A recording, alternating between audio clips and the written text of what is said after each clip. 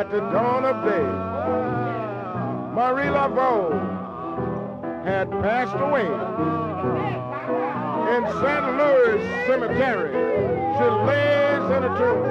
She was buried at night on the west of the moon. Oh, Marie Laveau. Oh, Marie Laveau. Hey, Marie Laveau. Oh, Marie Laveau. The folks still believe in the voodoo queen.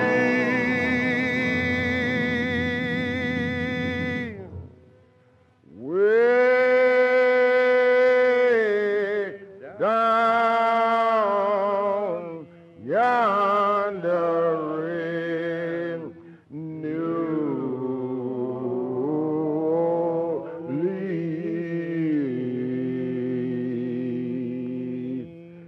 way down yonder in New Orleans.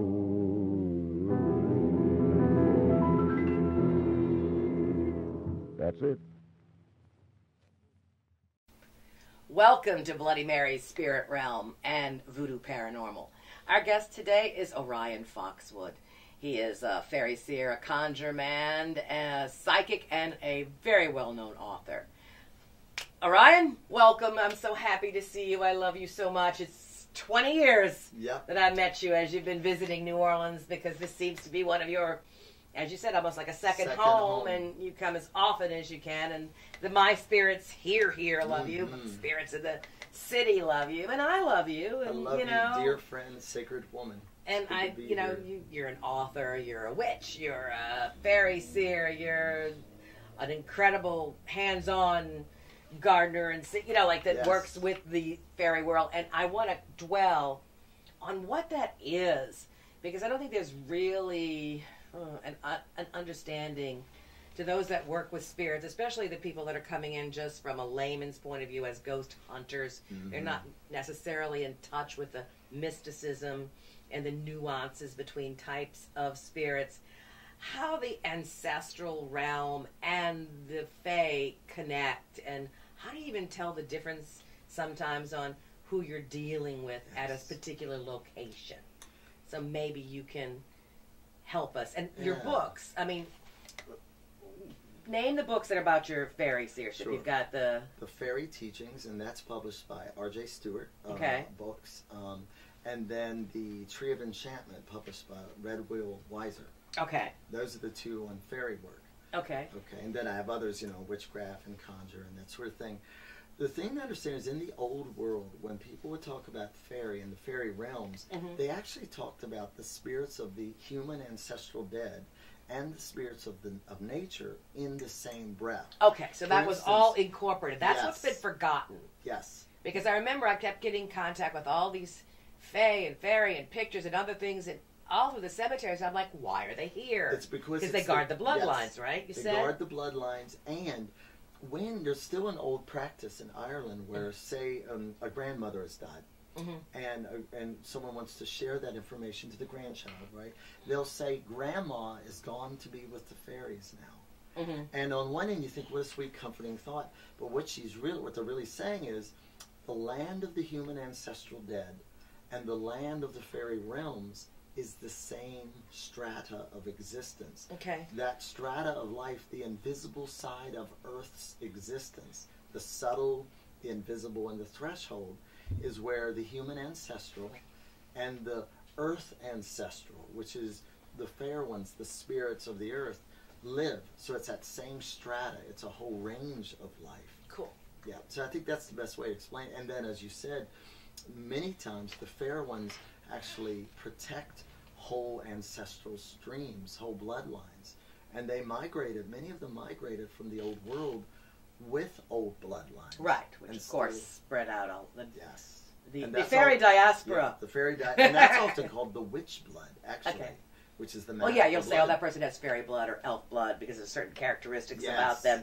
But that also goes back to being the witch blood that you're connected. Yes. And I get that a lot. It is interesting that the fae can reincarnate as human. But can the human turn into fae, do you think? Well, the word fae really just means enchanted. So some humans go into the other world and they never come back. Right, you hear those stories, They become teachers from the other world, like Reverend Robert Kirk or from the 1600s. Ascended Masters. I guess you could think of it. Yeah. Reverend Robert Kirk, who wrote The Secret Commonwealth of Fairies in the 1700s. It's the seminal text on Gaelic folk tradition. He was an Episcopal minister in Aberfoyle, Scotland. I've heard about him, yeah. He was transported right over to the fairy realms and was called, as they call him, one of the Order of the Justified Men. And justified meaning became a purified spirit nature. They talk about that in voodoo too. They'll take you under the waters and bring you back. You know, when you come back, you're all enlightened. Yes, you know? Yes. We have the same thing in fairy tradition. The more you look, the more you research, the more you meet people, the more similarities you'll find, if you want to. And I try to look at that with an open heart as opposed to saying the more differences. I love when I explained the fairy tradition to a wonderful Nigerian holy man. He's an Awo. And he said, explain to me, in his beautiful accent, the fairy tradition. I'm telling him, he's shaking his head, and then he looks at me and just goes, Orisha. Yeah, so like the Orisha, or the Jinn, or the Loa. I mean, these ancient ones have different names. They are the same type. Yes. And we just have to open our borders to them and not build up any more walls. As long as people understand the fairy people are not just these little beings. Those little beings are cells in the body of something massive. Massive and giant, and powerful. Yeah. And you go to them with reverence. You go to them in the thinning times, at dusk or dawn, or at 3 in the morning. You make offerings of honey or milk or mead. Peanut butter, you said, too. They like peanut butter? Well, they like sweet things. Yeah. They like sweet things. They like song. They like things of the heart. Don't go give them cut flowers and things like that. Right. Because they make that. Right. They don't want us of course. That makes no sense. You go to them at the thinning times. Often, as they say, go when sun nor moon claim the sky, but when both dance in a dance of shadow. And you can see them often out the corner of your eye. You'll see them as fleeting shadows running across the path that you're walking on. The little ones that often come home with us, sometimes what happens is they read our blood, they read our ancestry, and they read alliances and allegiances that our ancestors had with them. They recognize. They recognize it. They read it. They're not following us because they want to hurt us. They're following us because they know us. Now, they can wreak havoc in our home. They can... Well, maybe they're just trying to wake up that part of you that forgot, wake up the part of you in the bloodline that they recognize to be one with them. But I've noticed a lot of, let's say, ghost hunters, people that aren't necessarily mystical or magical. They're just trying to get into it for recording and ghosts. They don't realize how much they're stepping into another realm that is psychic, that is mystic. You know, they don't understand, and they would automatically put everything into the classification of evil or demon. Right. When of course it's not.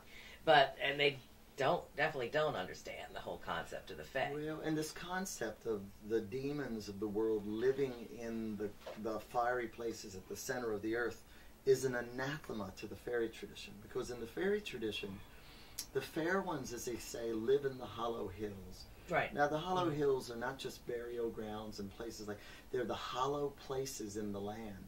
They live in the space between the particles of substance. They live in a dimension of earth life just one blink away from our normal everyday life. They interpenetrate our lives. The truth is, right now, as we teeter on ecological disaster... Yeah, I'm sure they're much more riled up than ever. Oh, yeah, and we need them. We need them to show us the way back to live right and right relations. Now I'm going to... You are very familiar with St. Peter... in your Ozark upbringing, as well as your voodoo connection. More Appalachian. I came out of the Blue Ridge. Ridge. Yeah. Geographically stunned that I am. Okay. So we have a door, because he's the opener of doors, the remover of obstacles, so I have a door just for him. Yes. Ligba, open the way. And here I want to ask you a brief question about your take of the nature, spirits, fairy realm that you've encountered in New Orleans. Oh, yes. Is being that we have so much swamp magic and swamp creatures that I deal with, who I believe are mostly the fairy ones, the old ones too, is that what you run into more, or do you run into more of the ancestors? What do you feel here? Well, I run into all of them. New Orleans, because partially the land claims it, partially the water claims it. So it's under the sea level. And to me, the whole thing I say we're amphibious. Yes. To quote a term used in the old fairy tradition, it is betwixt and between. It is a tweeny place between water, sky, and land. And because of that, I always tell my students, if you can't contact the spirit world in New Orleans, you are deaf as a post. You know, because the elements, no element claims it, because all elements interpenetrate each other in this place.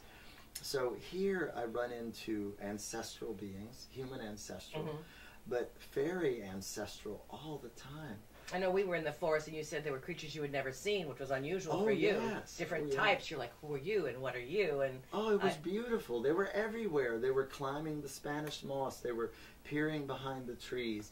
And they were so happy to be seen because I've worked with that area a lot. Yeah, sung to it, fed and they love you. Beautiful pictures. They from love there too. you, and they come out to you, and it's obvious that they are seen and they have been forgotten. Yeah, because ever since the native people, the indigenous people, were driven out of here, they're not worked with as much as the human ancestors. Right.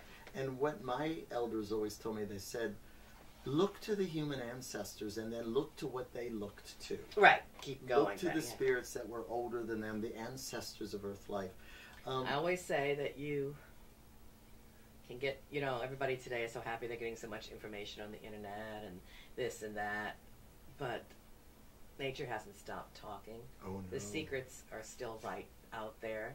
If you just be still and try to find that place to open them, the gifts are ever ready, and definitely here in New Orleans. And here, a strange thing I see, that the ancestors of nature, which is what I call the fair ones, they will wear the garb of ancestors of humanity. So sometimes to be familiar. When you're talking to what seems like a spirit of the human dead, you have to really ask them.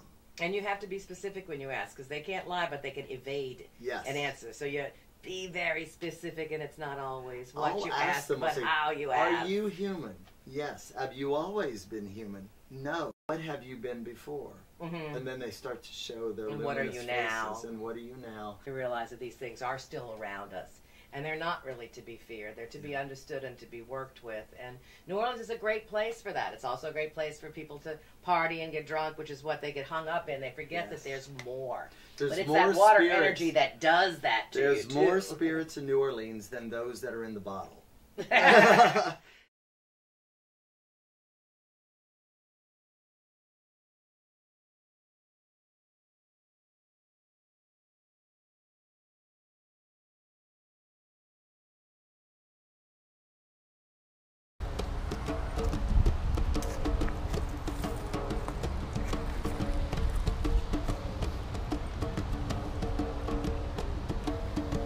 Come with me to the hunt, gather and give offerings to our incredible oak grove in New Orleans. We're heading to Nola's Nymphaeum, this beautiful tribute to the natural nymphs who reside in the nearby waters of the bayou, just a few yards away, where the queen nymph herself lives, the Mississippi, Mavanu, our mermaid energy. This enchanted spot and its wishing pond greets you as you enter the oak forest here. Many invisible creatures, nature spirits, and a whole strata of life make themselves visitable to me here. And my camera, as well, takes photographs of these things at certain times. These crossroads places, these liminal areas, these forks in the road, or folk in the road as they call it here. Not just in the road or on the ground, but up in the air and in the water, the foliage of the trees, as well as the waters that surround. We have human spirits, nature spirits, spirits of animals, plus the hybrid encrypted types, too, who I believe are multi-dimensional. I've been busy photographing fairies, so to speak, my whole life. I'm going to show you some of my paranormal photographs, which include not only ghosts of the humans, but of the nature ones that surround us here, too. We have our own version of a green man.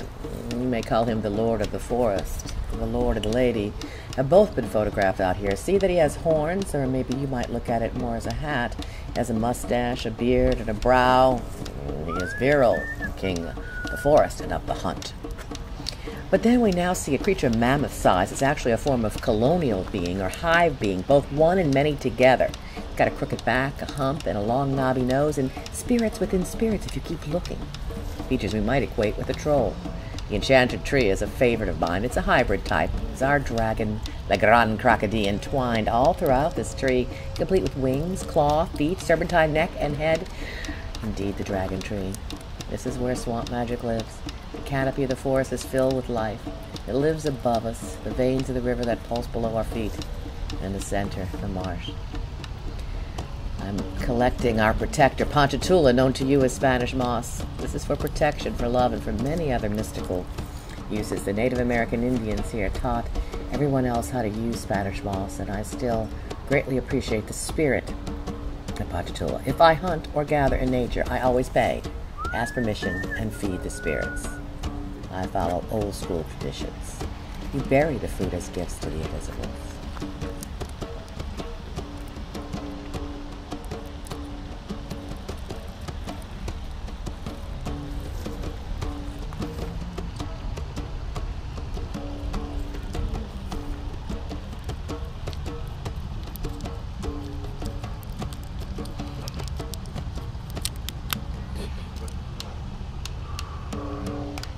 My mom.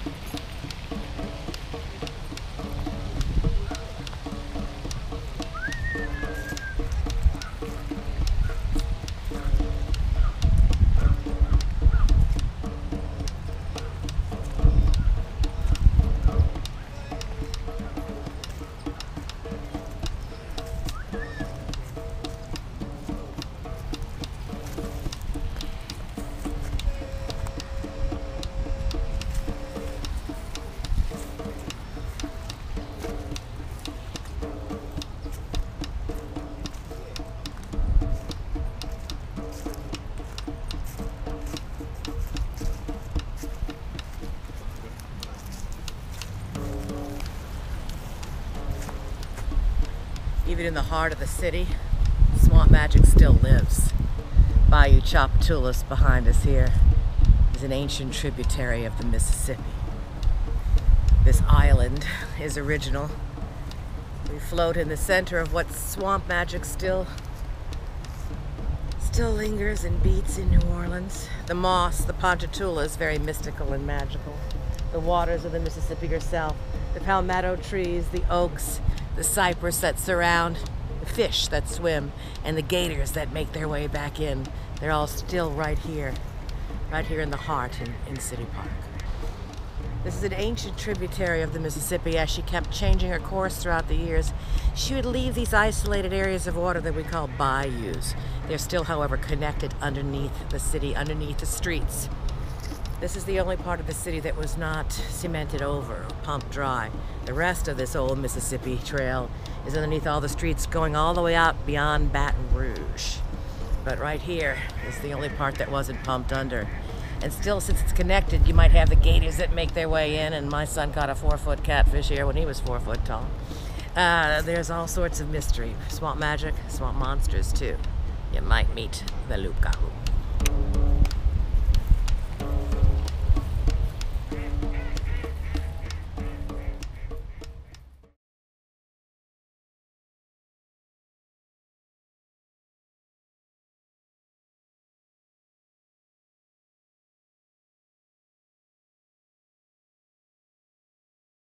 Well, I have a special segment, which I usually do all by myself, but I'm going to have a special for you today. This is my kitchen witch moment. That I show many of the things that you can do just from your own cupboard. So, Orion, putting you on the spot. You have no idea I'm doing this to you. This is where most of my spices are. This is where other stuff is. There's things all around. You've got 5 minutes. Make some magic. Go. Okay. Yes, No problem. I don't need Herbs to get into anything. Herbs in the okay. You're not gonna get into I it. could turn on the flame itself, and I can conjure straight from it. You want me to conjure? Sure.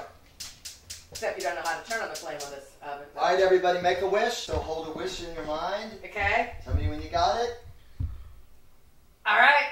Fire burning in the night with thy flames enchanted, by all the power of magic right, may our wishes be granted. As this fire sheds its gleam upon this mystic hour, let the fulfillment of our dreams gather secret power. Flame of magic brightly burn, O spirit of the fire, let the wheel of fortune turn and grant you your desire. I call to earth to bind the spell, and air to speed its travel well. Fire give its spirit from above, and water quench this spell with love. Discharge is true and proper it be, as we your will, so mote it be.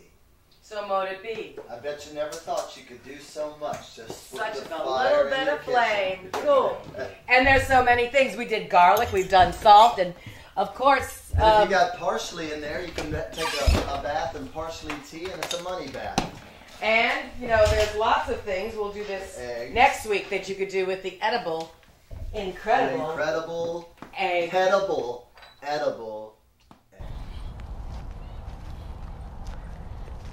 The elder tree is over there.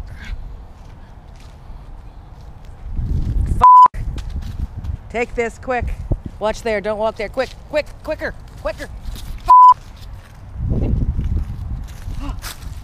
Big ant pile. Watch out. Get it too.